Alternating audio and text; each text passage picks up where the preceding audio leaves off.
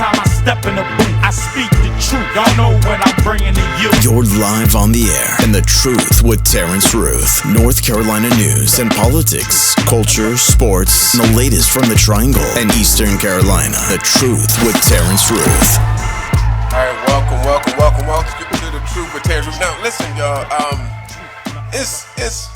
It's championship time in the NBA. You know, I always talk about the NBA. I'm a big NBA fan, but I'm a big Kobe fan. I want to make sure I clarify that every time we talk. I'm a big Kobe fan, which requires that I become a student of the sport he played, which was basketball. Now, Tatum has touted that he is a student of Kobe, okay? But he's never gotten over this hump. So I'm telling y'all right now, y'all hearing it from me, I'm going for the Celtics in the championship. But I think Kyrie is made from a different cloth. I just think Kyrie Irving is, people want to hate him, but he plays so good that you gotta like him. That's how good Kyrie Irving is. He plays so good that you want to hate him, but you can't. Kyrie Irving is made from a different cloth. His layups, his dribble. Forget all the dribble and the layups, which is very spectacular, by the way. All right, I grew up watching Iverson. He's doing 90 things more than Iverson. But Iverson shot 40 shots and maybe completed 15. Kyrie Irving shoots at like a 40%, y'all. This guy is like a sharpshooter. He could dribble. I mean, so all of that to say, I'm going for the Celtics. I need Tatum to graduate this championship. I need him to win something. Him and Brown, okay? I need them to win something this championship. Speaking of graduation, this is the season. So we just left college graduation. I'm at NC State. We had our graduation about a month ago. Now it's time for high school graduation. That brings me to my very first topic today. Graduations normally are a time where you, as a family, community, y'all cheerlead a huge milestone in a kid's life. Normally, they're entering adulthood. We have some spectacular schools in our state. I'm talking about ranking in the country. We have some of the greatest, I'm talking about public schools right now. We have some of the greatest public schools in the country. I'm talking about the ones that perform high. They normally perform high enough to compete at the national stage. We once had the national superintendent of the year. So we have some schools that hold some heavy weight. But I come from an alternative setting. I don't know what alternative schools is. That's when these schools kick their kids out, long-term suspend them. They normally come to alternative schools. They have graduations too, y'all, okay? They have graduations where kids complete journeys. I would argue, I just went to one, and only 2 kids graduated. Now, you could go to some high schools, and there's like hundreds and hundreds and hundreds of kids graduating. This alternative school is called AMI Kids. Only 2 kids graduated. But I would argue that that's probably the most significant graduation in that district. The journey that these kids had to go through to get to graduation is insane. Not only did they have turbulence in their graduation year, which means they've resulted in a long-term suspended facility. Normally, these kids have a long record of suspensions. So they've been fumbling the ball. So this is the time where they finally scored a touchdown. In my opinion, these kids have come a longer way, even though their GPA may not be a 4.0, even though you might not hear summa cum laude, okay? These kids have come such a long way to graduation that I would argue even those 2 is probably the most significant graduation in that district. So I'm telling you, for those of you who are listening, don't neglect your alternative school graduations. These kids have gone through some tremendous stuff to get to that point. All right? So I just want to highlight my kids, Principal Antoine Arnold, for allowing me to be present. Superintendent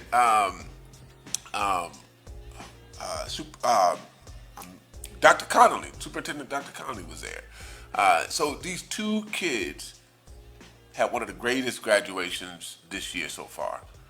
All right, now, speaking of graduations, I hope y'all had a chance to see the video where the father, there's a graduation. I want to say it right. It's called Baraboo High School. If I'm saying it wrong, I apologize. Baraboo High School graduation. Okay, this is recent news. It went viral. Baraboo High School graduation. There was a father. His name is Matthew Eddy. The video starts with a young white male student shaking the hands, what you normally see. You shake hands with probably about 5 or 6 officials from the school in the school district, and then the last person hands you your diploma, you go down, the crowd goes crazy, okay? That's what you normally see. So first the boy goes through successfully. That's what the video shows. Nothing surprising there. The next video is a young lady. Looks like a Caucasian young lady. Walks through the line, and before she's finished shaking the first hand, a white male jumps on the stage. Now, mind you, everybody that's shaking hands, from 1 to 6, let's say there's 6 people, I can't remember the number. There's only one black male, and that's the superintendent. Normally the superintendent are at graduations. The white male gets on the stage, Matthew Eddy, grabs the superintendent, the only black male on the stage, and moves him out of the image of the camera. This video goes viral. All you can hear is the frustration between the superintendent and the argument that's ensuing between somebody grabbing him that he don't know. So he's like, man, you need to get off me. At least that's what I heard. He said, you need to get up off me. At least that's the words I heard. Listen, everyone. The father said, don't touch my daughter. That's what he said on the camera. Now, he's been charged with disorderly conduct. Even the students booed him at that school. So there was a booing at the school, but he didn't want this male to touch his daughter. Now, I don't want to jump to any large conclusions because they're still trying to collect the data. The father hasn't said a statement. But what's going through people's minds is this relationship between the black male and this white male trying to protect his daughter, quote unquote. I don't know what you're protecting in a graduation, but he's saying, don't touch my daughter. It went from celebration to intensity. You're grabbing the superintendent, you're moving him physically out of the line away from your daughter. Listen, for those of you who are like, wow, this is not a big deal, why are y'all going overboard? In the absence of information, there's certain events in our history that pops into our brain. For example, right here just a few years ago, the lady that was involved with Emmett Till passed away just a few years ago. Just recent history, she just passed away. You start to think about Emmett Till. You start to think about the stories where people have died. Emmett Till died. Literally, the images of the characters are the same. Again, we can't jump to any conclusions. We don't know the motive of the father. He has yet to say an open statement. But one thing he did say on camera is, don't touch my daughter. People, listen. The community have responded in outrage. The incident has sparked discussions about racism on social media and the local community. I'm not a part of that community. I'm just helicoptered in from all the buzz around all the news articles. But listen, in the absence of information, you start to think through trauma. You start to think through Emmett Till. You start to travel back. In the absence of information, your mental health starts to calculate what has happened before in our history. So for those of you who are like, man, y'all going overboard, the guy grabbed, we don't know the full story. We may not know that story, but we know other stories. Graduations are supposed to be a moment of celebration, of joy, but the story's still developing. I don't want to talk prematurely on the issue, but I do want to talk about 3 things that it may spark. Number 1, racial tension. Our country is infatuated with racial tension. And it's not by mistake. We have a history that now we're trying to at least go back and pause.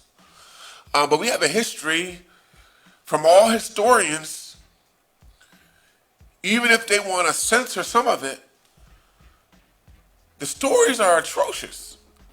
The racial stories, and talking about racial tension, and the racist stories in our history are atrocious. They're crazy. I'm a I love to listen and read and watch documentaries. I love documentarians.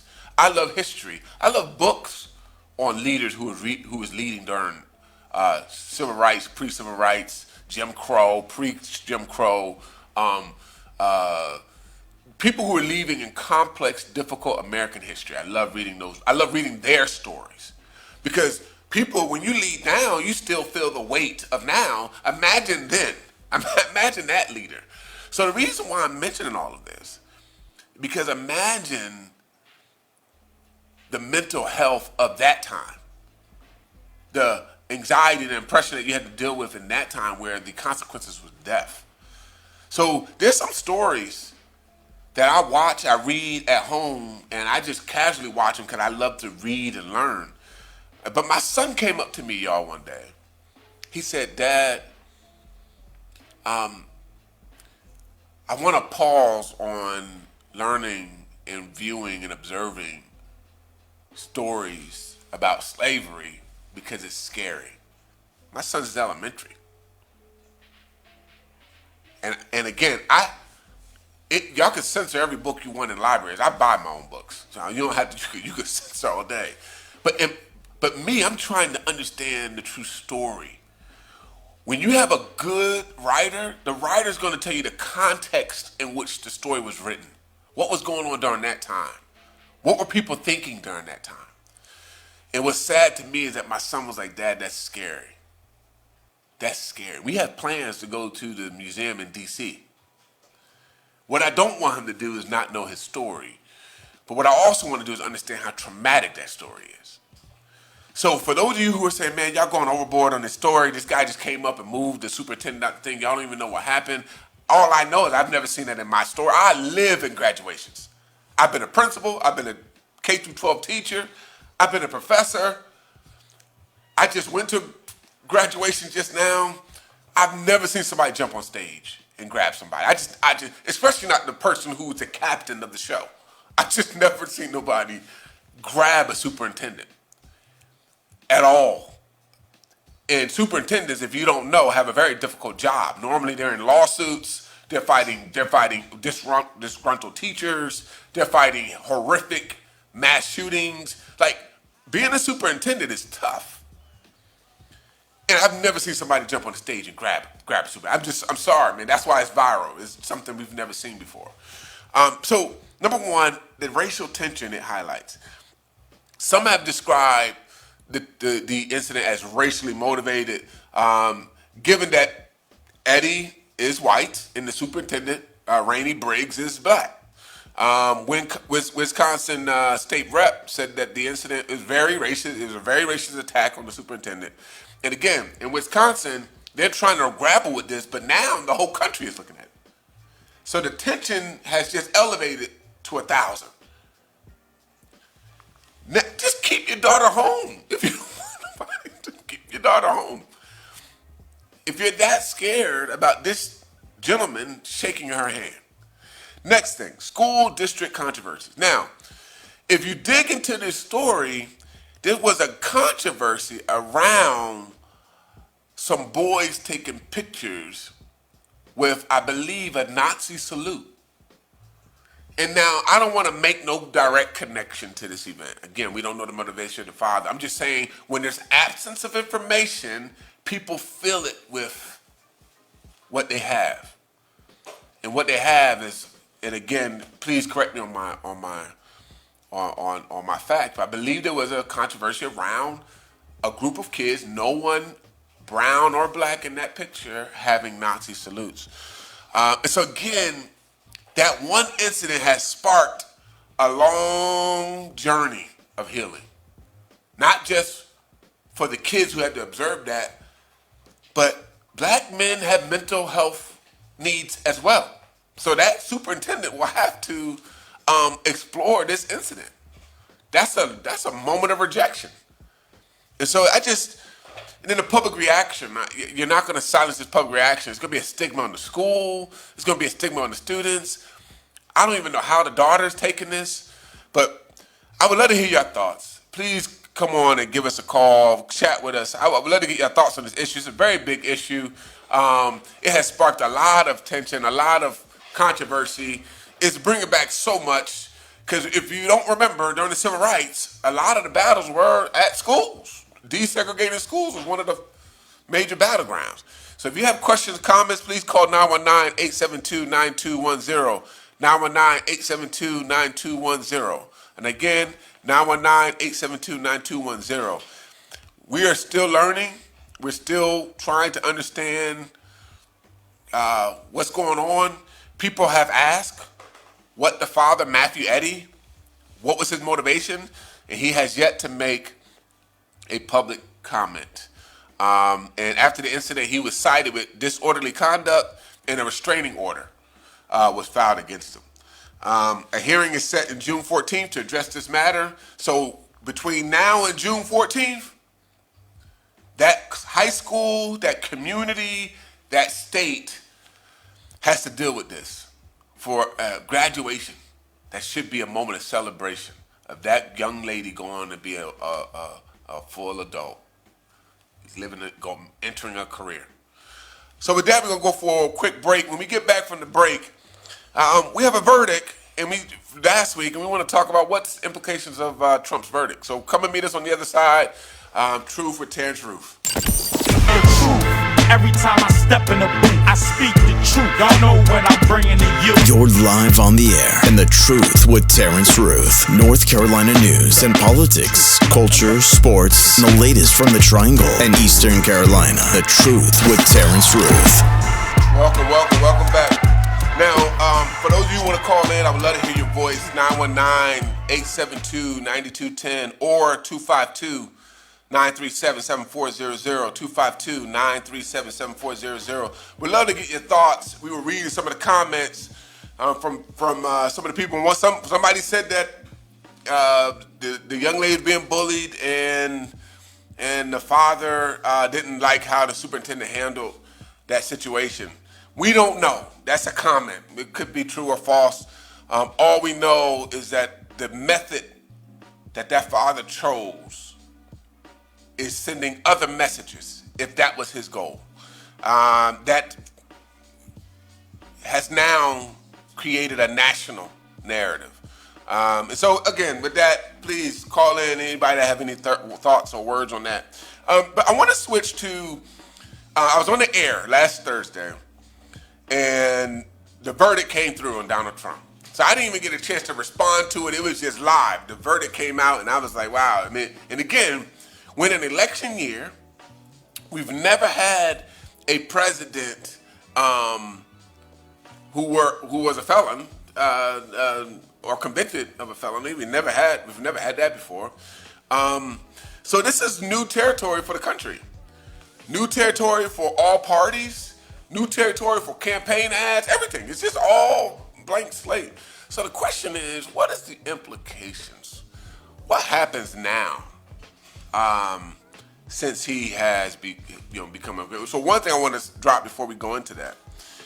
There's always been a movement to advocate for formerly incarcerated felons to have a right to vote.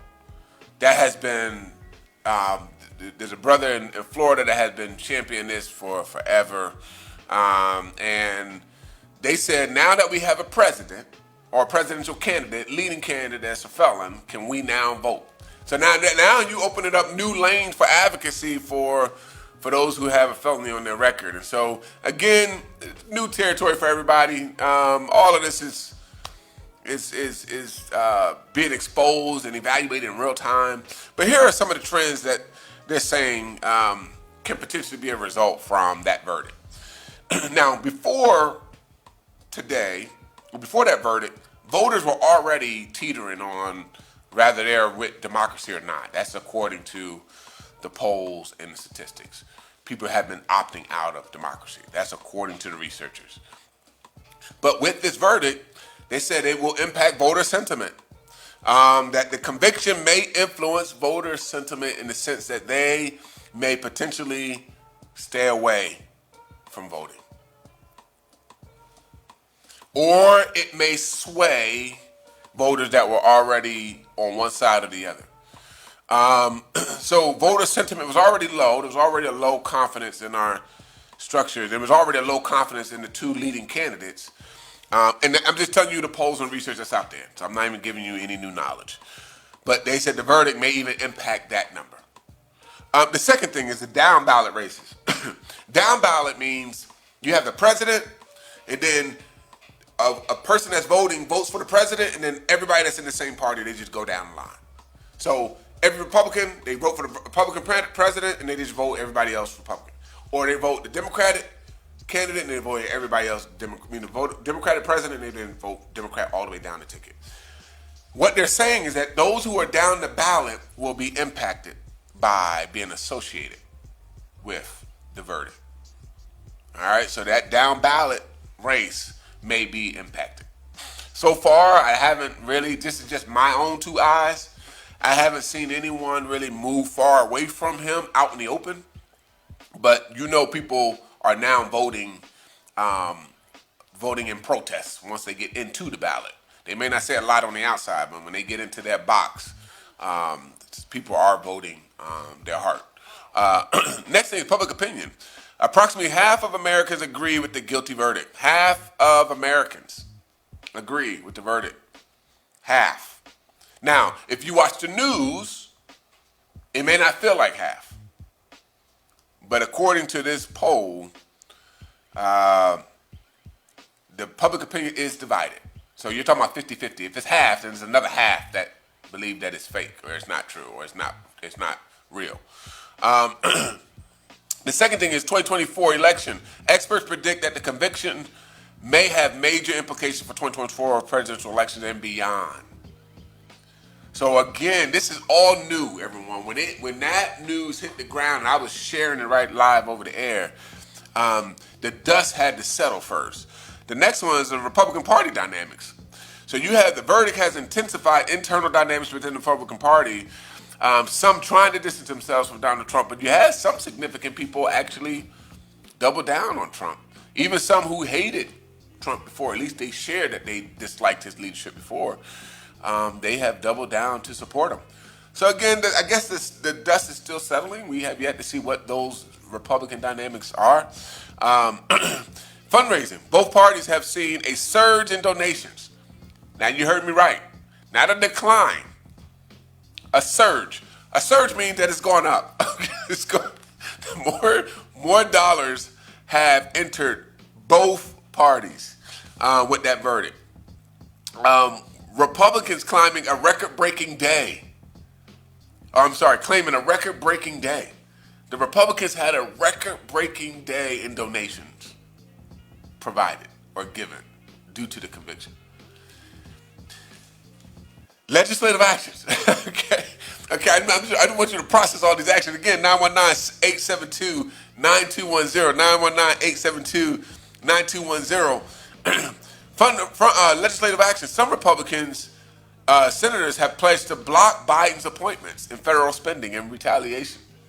So you already have people connecting and retaliating. Now, though there are people who are arguing that the justice system operated separately from Biden, and that Biden really had nothing to do and had barely anything to say about the conviction. But those who are in D.C. and around the political conversations, they're saying that there's rumblings that there will be legislative action, retaliation to the conviction. This is the piece, this ninth one is the piece that really scares me the most. And anybody that know me know that this is one of my biggest fears. Trust in institutions.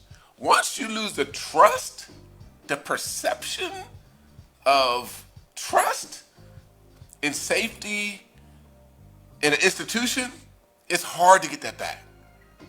And so The conviction could affect Americans' trust in the judicial and political institutions. Listen, we had the Innocent Project, who has been around for a long time. For those of you who don't know, the Innocent Project, they make their living off of people on death row who have been wrongfully convicted of some sort of crime that required the death penalty. And they're usually connecting to cases prior to blood samples, which means it was an eyewitness or a testimony, or and if you go back far enough, you had homogeneous juries, which means all white, all male, or etc. This institution has been exonerating person after person after person based on blood tests, if there were any collected in the evidence. That was a huge hit in the trust of the judicial system, because you had people coming in saying, "Hey, listen, this person's innocent. We have the blood to prove it." They're arguing this could be another blow. This conviction could be another blow to the justice system. Now, along with that, they're talking about the political systems. Okay, they're talking about the political system. So we just talked about people declining in their faith. So people are not professing to be Christian at the same rate they were when it was at high 80%. People are not claiming to be a part of any party. They're actually becoming non-affiliated or independent. And people are opting out of formal institutions. So the next piece is people are now opting out of democracy, and they're saying this conviction could be a piece of that people are just losing trust in political institutions. The rule of law, you lose hope in the rule of law. Like, if people lose hope that when you go to a legal system that the result is trustworthy, again, it's hard to get people's mind to shift back to trust. So this historic nature of the conviction underscores the rule of law, demonstrating that even the former president could be accountable. That's the case that's being made by those who support this conviction. That it's showing that the rule of law work. That for a long time, people who were either wealthy or powerful or any former powerful political figure could escape the law. And this is arguing that for this time, that the rule of law is working. I believe it was Roland Martin who did a whole show on convictions, similar ones to Trump, of Democratic candidates, not for president. Well, one, Edwards. I think he had Edwards in there, but for Democratic leaders on the Democratic Party, where they were convicted of a crime and whatnot, and so they have. He has gone through to make sure you understand that this is not unprecedented in the sense that the law is not working. And so we don't want to lose the rule of law, or at least trust and faith in the rule of law. And they're saying that this conviction helps build trust in the rule of law. So that has yet to be found. The dust is still settling. But again, this is a big moment, everyone. It's historic. All right? It's historic. So now I want to switch gears a bit. This was interesting. We're switching to mental health. I always have some conversation around mental health. And with the news that we're talking about today, where a father come and pull somebody off the stage, and a presidential candidate being convicted of a felony, you gotta have a segment for mental health, y'all. We can't survive without making sure that we're well in our minds. So with that being the case, today we'll have a conversation, and I really need y'all to call in for this one. 919-872-9210. 919-872-9210. What is the difference between prayer and mental health? Now, this is a conversation because, listen, y'all, I grew up in Pentecostal. Y'all don't know nothing about Pentecostal, okay? I grew up in a holiness church. You pray for everything, okay? If your bus is late to pick you up at the bus stop, you're praying, okay? You pray for everything. All right. So my mom's response to everything was pray about it. Okay.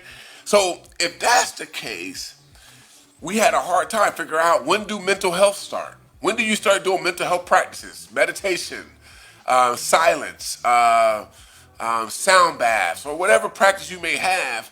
When do one begin and one end? Okay. When do one begin and one end? And so today I want to have that conversation with you. Okay. What is the difference between prayer and mental health? Again, call in 252-937-7400, 252-937-7400. The first thing you want to know, what's the difference between the purpose? What's the purpose of prayer? What's the purpose of mental health? So with prayer is often a spiritual practice aimed at communication with a higher power or the divine. That's the purpose of prayer. To communicate with a higher power or the divine. That's the purpose. Mental health refers to a state of one's psychological and emotional well-being. So it's a state of well-being, both psychological and emotional well-being. It's a state of being. Prayer, you are communicating to a higher power or the divine. Again, I'm telling y'all folks that who were born listening to Kirk Franklin. I'm trying to help y'all out here, man. I'm trying to give you a difference between the two, okay? All right, the next one, that's the difference in the purpose. The next one, what's the difference in the approach? All right, we understand the difference in the purpose. What's the difference in the approach? Prayer can be a religious or spiritual act that may include rituals, like supplications or meditation. It can include all of those things, but it's a religious act, okay? That's the approach. It's a religious or spiritual act. Versus mental health, which involves clinical and therapeutic, okay? When you hear the word clinical, that means there's science behind it, okay? Usually in our country, in the Western world, science over time has become almost the opposite of spiritual or faith. It hasn't always been the history. If you listen to early astrology, or if you go read early astrology, which was a science at the time, they pretty much seen their work as a spiritual. They will actually say things that honor a divine being. Now, over time, science has become almost the opposite of religious or spiritual practice. So, prayer is a religious spiritual act. Mental health involves clinical and therapeutic approaches to maintain and improve mental wellness. Okay? All right. Kirk Franklin's going to be here in the triangle. I just want to, those of you who grew up with Kirk Franklin, I'm just trying to help you out. All right? There's a difference between the two. The next one, the outcome. What should you expect from prayer versus mental health? What should be the outcome between these two? Okay? Prayer may seek divine intervention, guidance, or comfort. Divine intervention, guidance, or comfort. That's the expectation. That's what, when you are using prayer, your expected outcome is to seek divine intervention or guidance or comfort. Okay? Now, what do you expect the outcome to be for mental health? Mental health are practices aimed for measuring or measurable improvements in behavior, thoughts, and emotion. Practices aim for measurable improvements. When you hear measurable, normally that's something that can be observed by another human being or yourself. Okay? Measurable improvements in behavior, thoughts, and emotions. All right, Kirk Franklin people. All right, so we know the purpose, we know the approach, we know what the desired outcome between the two. The next one is the evidence base. All right, now y'all gonna pull out some theology. Evidence based. Prayer is based on faith and personal belief systems. Faith is something that you believe even if you can't see it or feel it or observe it. Okay? All right, that's faith in some people's definition. Again, please go look it up. I'm just rolling right now, okay? So there's a Christian definition of faith and there's other definitions of faith. All right? Mental health interventions are often grounded in scientific research. All of y'all had to learn this in school. Y'all had a little poster. In that poster, you had your hypothesis, right? Then you went and you tested that hypothesis. Then you had conclusions, and then you wrote next steps. Okay, that's a scientific process. Okay, all right, that's the difference between the two. The next one is the community aspect. All right, so we've learned all those things. So what's the difference in the community aspects between prayer and mental health? All right. Prayer can be communal activity in religious settings. So if you've ever been to a prayer meeting, for those of you who are Kirk Franklin people, you've been to prayer meetings, okay? You've been praying to Kirk Franklin songs, okay? So for those of you in the Kirk Franklin, so it can be communal. But mental health treatment can be individual or group-based, but it's typically secular, okay? Typically it's a secular practice. All right, secular means it's a non-spiritual, non-religious practice. All right. Again, I want to hear your thoughts. Okay, I'm just going off of my notes, but I want to hear your thoughts. Some of y'all are actually practicing mental health. You're mental health practitioners, and you are spiritual leaders. So I want to hear how you live both lives. Okay, are you cheating on one or the other? All right. So I want to hear how you live in both lives. Call me 919-872-9210. 919-872-9210. The next one is cultural relevance, and this one is important. Okay, cultural relevance. When I was growing up in the culture that I was embedded in, we didn't talk about mental health, but we did talk about prayer. And so again, I want to lean into that. So prayer practices vary widely across different cultural and religious norms. I know that. I could have told you that. If you would have came into my house, the Ruth house, when I was little, we prayed really loud. Like we were like screaming. You would have thought that like somebody's being tortured somewhere under some. We were loud. But you go to some settings and it's quiet. It's reflective.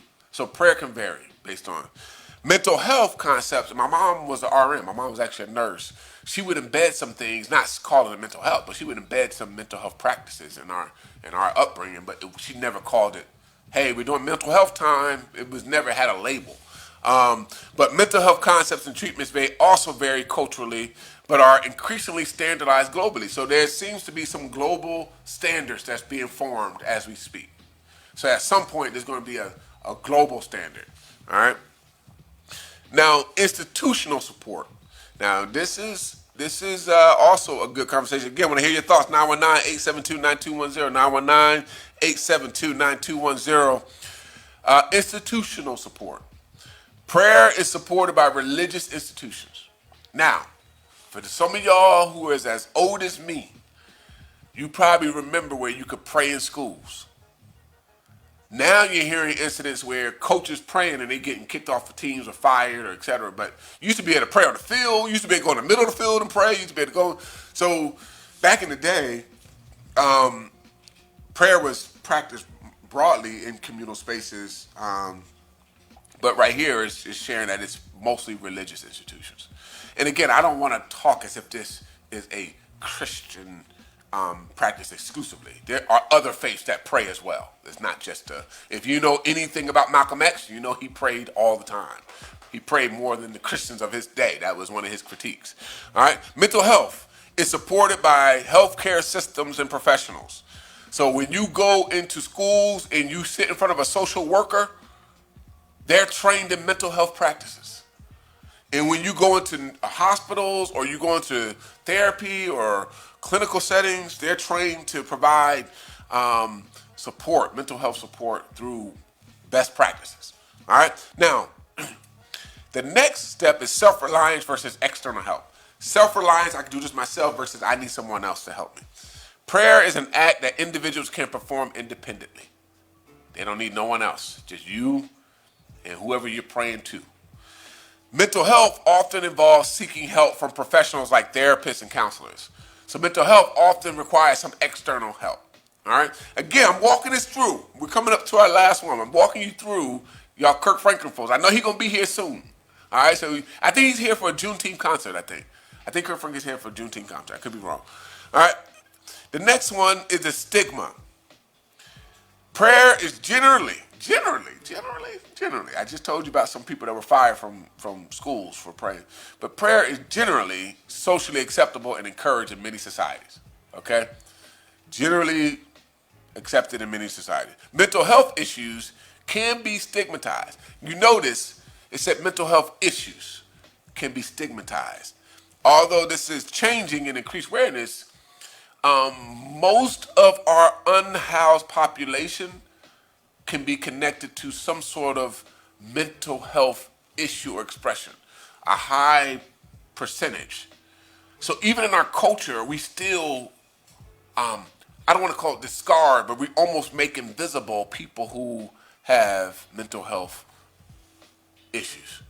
So we might not say it, and we might not say it openly, but if most of the people who don't have a home are linked to this stigma, then there's something to this stigma, even if the stigma is not the cause. And I'm talking about mental health stigma, all right? Hey, listen, integration into daily life. Everyone, listen, do what you do. If you have a prayer life, please integrate it into your daily life. Use it, practice it. Most scholars would argue that it's healthy, it's not harmful to anyone. And then those who practice mental health maintenance day to day, do your daily practice. Now you got apps that can help you pray or do mental health. Now you have clinicians, specialists, yoga instructors, there's so many people that's equipped with both, how to pray with you and how to practice mental health. But what I wanted to do today is just walk you through what does it look like to split these two into two. Like, what does it mean to have prayer and mental health, and do they intersect? Do they integrate at all? When do one stop and begin? At least y'all know, those of y'all who are waiting for Kirk Franklin to come, at least y'all know the difference between the two, prayer and mental health. All right, we're going to go to break. When we get back, we're going to wrap up our evening together. But again, when I'm away, you let me know if you for prayer or mental health. All right, 919-872-9210. See you on the other side. Every time I step in the booth, I speak the truth. Y'all know what I'm bringing to you. You're live on the air, and the truth with Terrance Ruth. North Carolina news and politics, culture, sports, and the latest from the Triangle and Eastern Carolina. The truth with Terrance Ruth. Hey everyone, welcome back. Now I was just minding my business. I just wanted to know who was the number one trending person. Just mind my business. I'm just trying to figure this out. And it's Taylor Swift. Now, I'm an old man, I do know who she is, okay? But I grew up on, like, Whitney Houston. I grew up on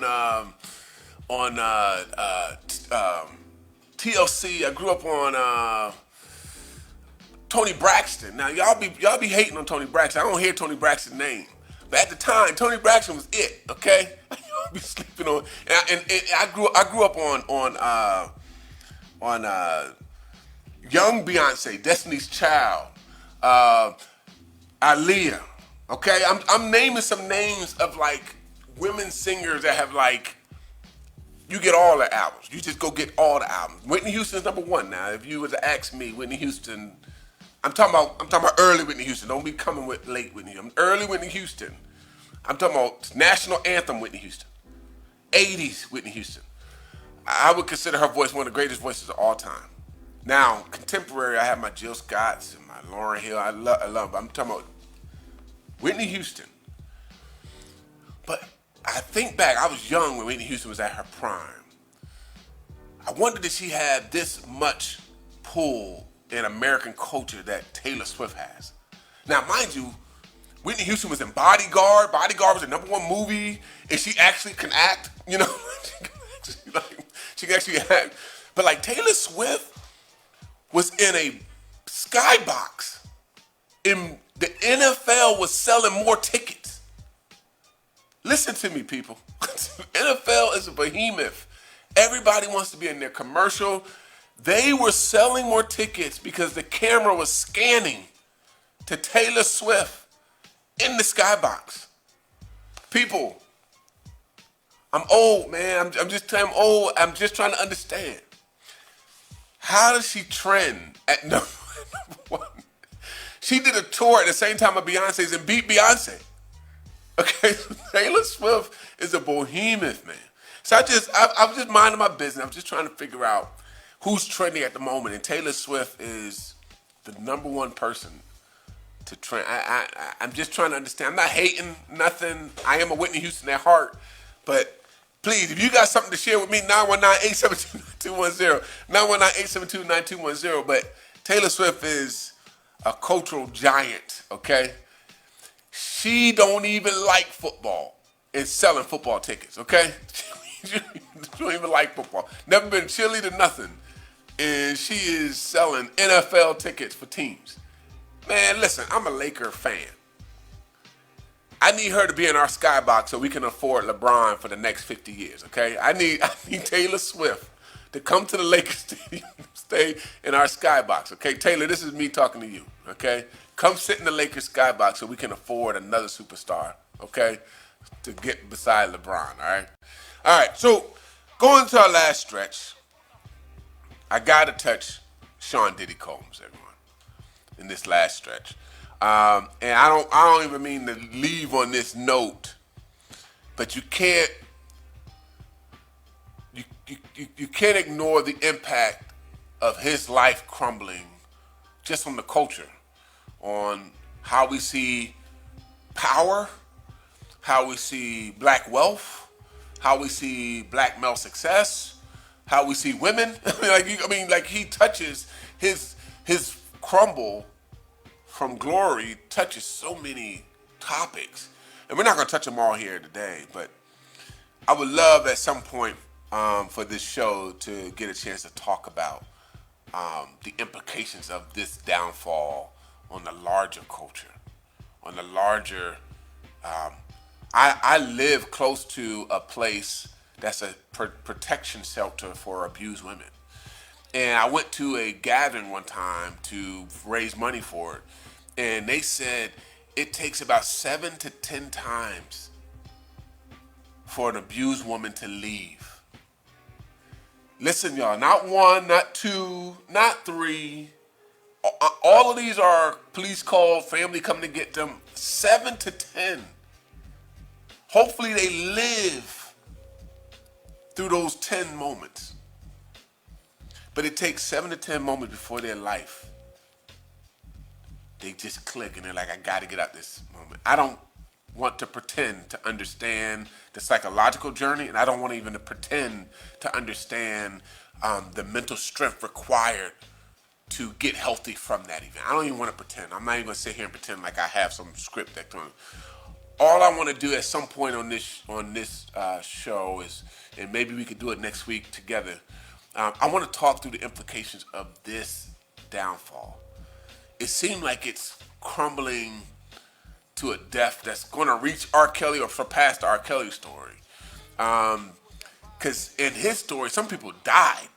Like, some people aren't living, okay? Like again, I just think as just for integrity, I want to be able to touch that. So I wanted to at least just let y'all know that I'm processing that. Now, this is June. Juneteenth is coming, okay? Juneteenth is now a holiday. Now, the thing that's crazy to me is it's become a holiday. June 19, 1865, the day when the Union soldiers led by Major General Gordon Granger in Texas enforced the Emancipation Proclamation, which had been issued by President Abraham Lincoln 2.5 years earlier. So Juneteenth was a celebration when it actually hit and was implemented. It became a law a couple of years ago, I think 2001. But what we're seeing in our country is just a rollback of like so many programs of DEI and things that we thought were propping up opportunities to close the gap between black and white outcomes. So I'm intrigued by this Juneteenth season. Since now it's a national holiday, I want to see how the nation celebrates it. Now that it's just a national holiday, I want to see how the nation responds to a holiday that celebrates the freedom of black people, black enslaved people. So just watch out, keep a lookout on it. Cam, downtown Raleigh, is doing a wonderful event called the Legends event, where they're highlighting black legends who are alive. They're giving them their flowers while they're alive. And so please go to Cam's website. It's downtown Raleigh. They're doing a wonderful Juneteenth event where they're going to actually have you listen and hear from the living legends. One of them is Dr. Dudley Flood. Another one is Mary Perry. One is Dr. Harshaw, the pastor of First Baptist, a former pastor of First Baptist Church downtown, one of the oldest black churches in our state. But yeah, just look at your Juneteenth events. There's a lineup. It's loaded with so many things going on. But just wanted to just leave you with something positive. Juneteenth holidays. Go celebrate. Enjoy your family. Enjoy the holiday. But don't forget the meaning of the holiday. But this is Terrance Ruth. Truth. Always a pleasure. I will see you next week.